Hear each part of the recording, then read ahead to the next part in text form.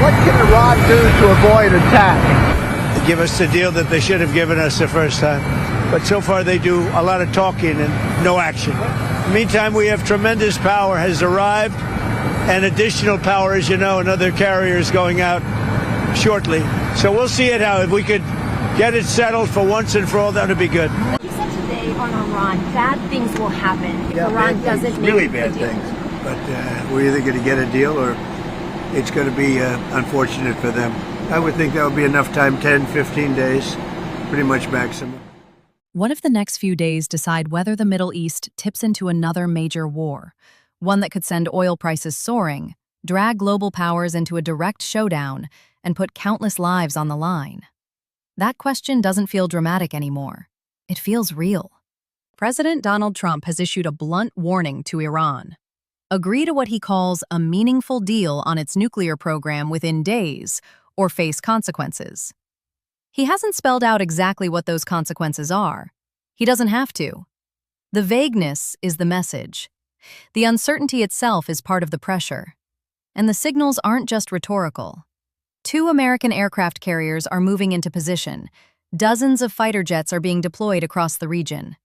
Reports suggest the Pentagon could be ready to act as early as this weekend. This isn't routine posturing. This is the kind of military buildup that forces governments, markets, and entire populations to start asking very hard questions. Is this leverage for diplomacy? Or is this the final countdown before military action?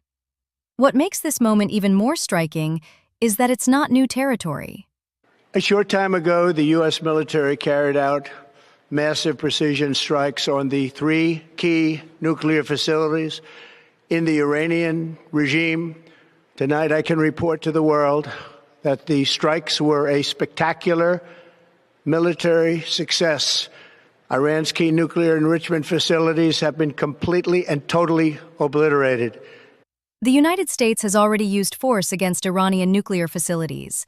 Last June, American stealth bombers struck 3 major sites: Natanz, Fordow, and Isfahan. The White House described the operation as a major success, saying it significantly set back Iran's nuclear capabilities. President Trump went even further, declaring the facilities completely obliterated. But here we are again. Less than a year later, the same dispute is back at the center of global politics. The nuclear question remains unresolved. Iran's capabilities, intentions, and limits are once again under scrutiny, and this time, the military presence in the region appears even larger. The rhetoric sounds sharper, the deadlines feel tighter. It's as if the previous chapter never truly closed, it simply paused. At the center of all this tension is one issue that has been hanging over the region for decades: Iran's nuclear program.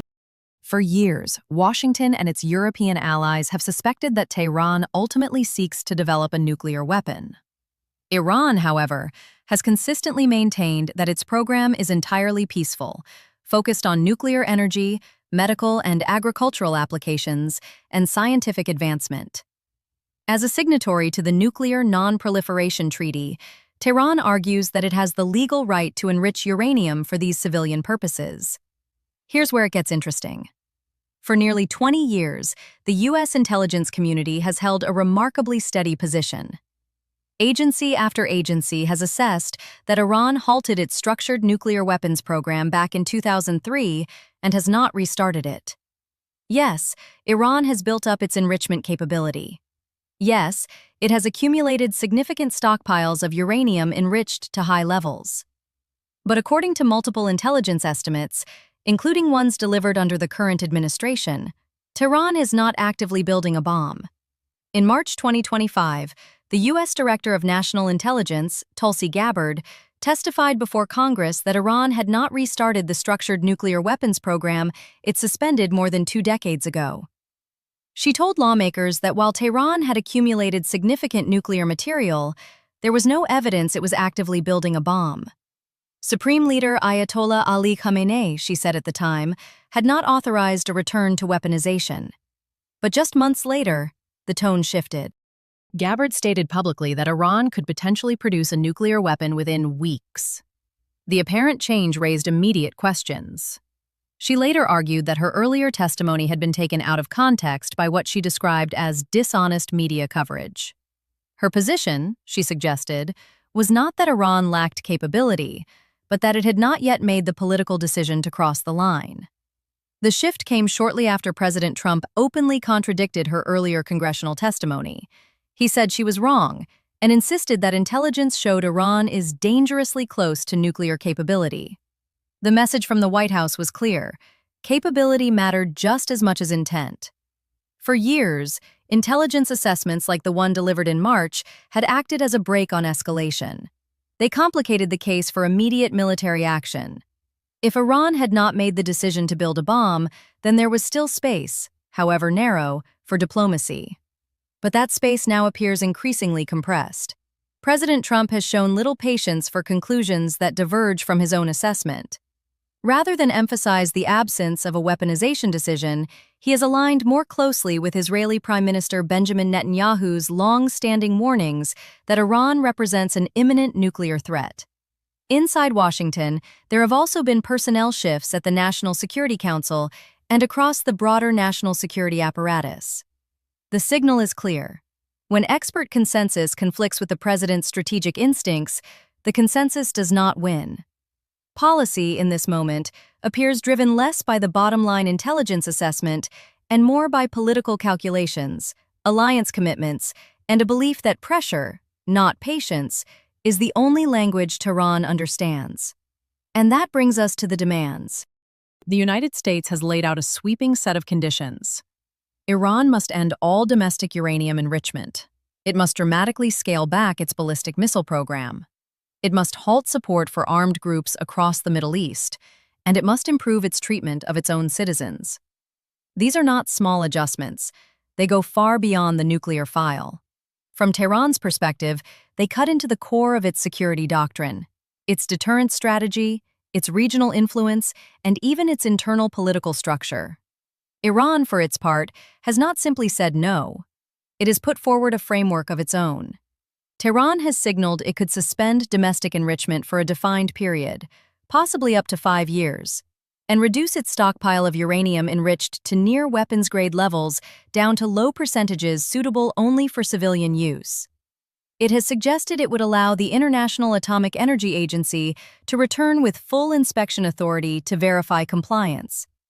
In exchange, Iran wants something tangible: broad sanctions relief, access to frozen assets held abroad, and economic breathing room that ordinary citizens would actually feel. On paper, that sounds like the beginning of a compromise. But politics complicates everything. For President Trump, accepting such an offer is not straightforward. The proposal echoes key elements of the 2015 nuclear agreement, the very deal he withdrew from during his first term and repeatedly called one of the worst agreements ever negotiated. Embracing something similar now would look, to critics and supporters alike, like a reversal of a signature foreign policy decision. There is also the Israeli factor. Netanyahu has been explicit about what he considers acceptable. In his view, any deal must dismantle Iran's nuclear infrastructure entirely. All enriched material must leave the country.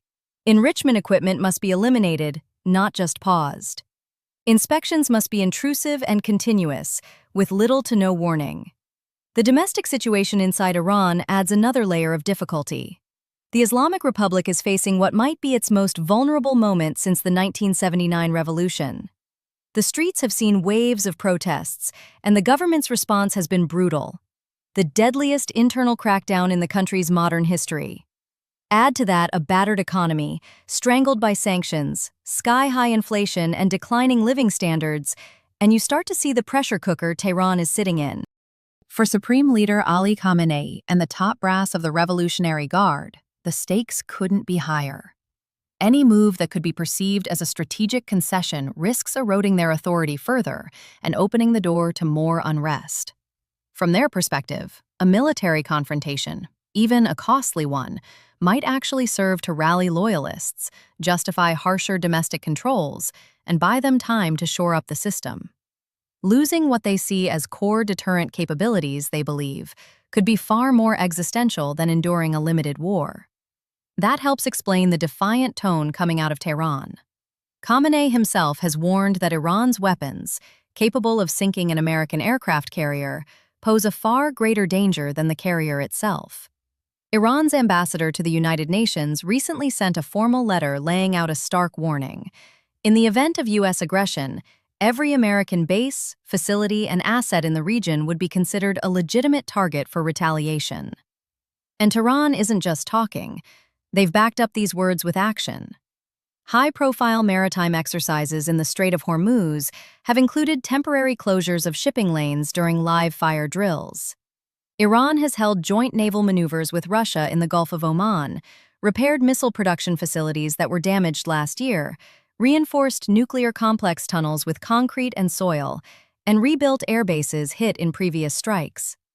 Satellite images confirm rapid reconstruction at several key sites, signaling that Iran is preparing for possible attacks while also trying to make any American intervention as costly as possible. Meanwhile, the U.S. isn't sitting idle. The military buildup in the region is extraordinary. The USS Abraham Lincoln Carrier Strike Group, carrying nearly 80 aircraft, is already positioned roughly 435 miles off Iran's coast. That's close enough for F-35s and F-18s to reach targets in no time. And the USS Gerald R. Ford, the fleet's most advanced carrier, is expected to join soon. On top of that, destroyers, combat ships, and squadrons of fighter jets are streaming into the theater. Analysts are describing this as the heaviest concentration of U.S. forces in the Middle East since the lead-up to the 2003 Iraq invasion. Military planners have reportedly briefed the president on a wide menu of options. On the narrow end, you have precision strikes aimed at Iran's remaining nuclear infrastructure and missile sites, minimal civilian impact, targeted disruption. Broader plans could go further, targeting Revolutionary Guard command centers, economic holdings, and even senior leadership, in hopes of forcing a policy change or, in the most extreme scenarios, regime collapse. Some discussions have even included decapitation strikes, removing key figures at the top. But if the U.S. does act, the outcomes are anything but predictable. A limited strike could degrade Iran's capabilities without triggering all-out war. A broader campaign might weaken the regime enough to force some level of moderation while leaving it formally intact. Yet history shows clean outcomes are rare. Iran has a huge inventory of ballistic missiles and drones, many hidden in hardened facilities. Retaliation could target American bases in Bahrain, Qatar, or elsewhere in the Gulf, or infrastructure belonging to Washington's regional allies. We've already seen what Iran and its proxies are capable of. Remember the 2019 attacks on Saudi Aramco facilities? That showed how effectively they could disrupt global energy flows. And perhaps the most concerning scenario is the Strait of Hormuz, the narrow choke point through which roughly 1/5 of the world's daily oil supply passes. Even a short-term disruption there would spike oil prices and send shockwaves through economies worldwide, including some of Iran's biggest customers in Asia. But there's an even darker scenario that rarely makes the front page. What if the real danger isn't war between two states, but collapse from within? If central control inside Iran fractures suddenly, ethnic and regional tensions could erupt. Power vacuums might spawn competing militias rather than a stable new government. Neighbors such as Saudi Arabia and Qatar have quietly voiced concern that regime change could produce more chaos than the status quo. And then, there's something else. Something almost unsettling. Listen carefully to the language surrounding this crisis. It carries echoes, very distinct echoes, of the months before the 2003 Iraq War. Back then, the United States accused a Middle Eastern government of hiding weapons of mass destruction. The threat was described as urgent.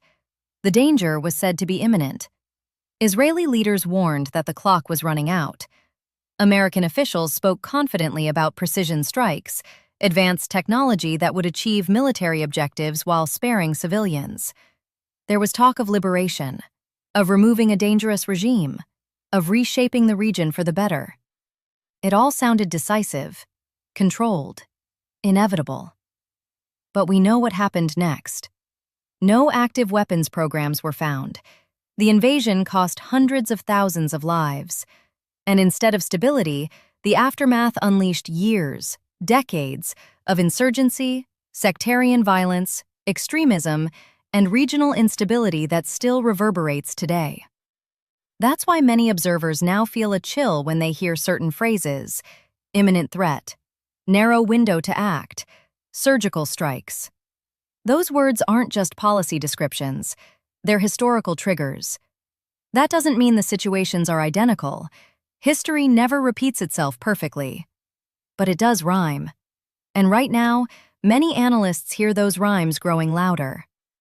But this isn't just a standoff between Washington and Tehran. The complication runs deeper because allies aren't automatically lining up. The United Kingdom has made something very clear. It has not granted permission for the United States to use RAF Fairford in Gloucestershire or the strategically critical Diego Garcia Air Base in the Chagos Islands for strikes against Iran. That's not a minor logistical detail. Those bases matter. And when a close ally draws that kind of boundary, it sends a signal. In fact, that decision reportedly fed into President Donald Trump's recent public criticism of the ongoing Chagos sovereignty talks between London and Mauritius.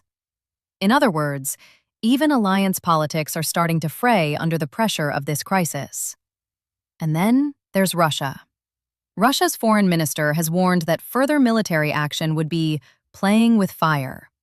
He cautioned about the risk of nuclear incidents, an extraordinary phrase to use lightly, and argued that escalation would undo fragile regional progress, including the recent thaw in relations between Iran and Saudi Arabia.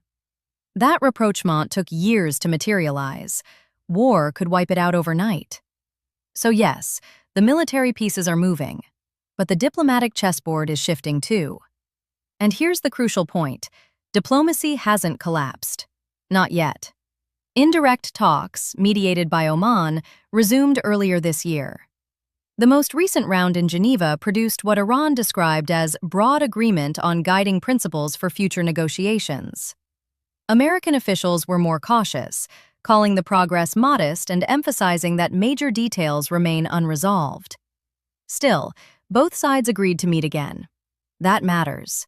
Special envoys have been deeply involved on the U.S. side, and inside the administration, there are still voices arguing that a deal, however narrow, is better than a war whose endgame no one can map with certainty. But time is the pressure point. President Trump has deliberately shortened the clock. He said the world will know within roughly 10 to 15 days whether a meaningful agreement is possible. If not, he warns, bad things will happen. He hasn't defined that phrase. He doesn't need to. The carriers offshore and the aircraft on deck fill in the blanks. Diplomacy, he insists, is his first choice. But military options are fully prepared. So this is where we stand. Negotiators are still talking. Aircraft carriers are still moving. Missiles remain on alert. Every signal, every statement, every exercise, every leak adds to the tension. For Iran, the decision feels existential. Accept what its leaders see as humiliating surrender, or gamble on confrontation and hope deterrence holds. For the United States, the gamble runs in the opposite direction. Will overwhelming force compel compliance, or ignite a wider war that spirals beyond initial intentions? The next days are not routine diplomatic scheduling. They are a narrowing window. Because once the window closes, events tend to move faster than anyone expects. And whatever path is chosen won't just shape U.S.-Iran relations. It will ripple through energy markets, regional alliances, and global security for years to come. Right now, the world isn't just watching, it's waiting. But here's something most people aren't talking about. The United States has already identified another extraordinary threat, this time in the form of Cuba. And it's not tanks or missiles, it's a different kind of warfare, and it's pushing Cuba toward the brink. What exactly is Washington doing, and why now? Watch this video to uncover the full story.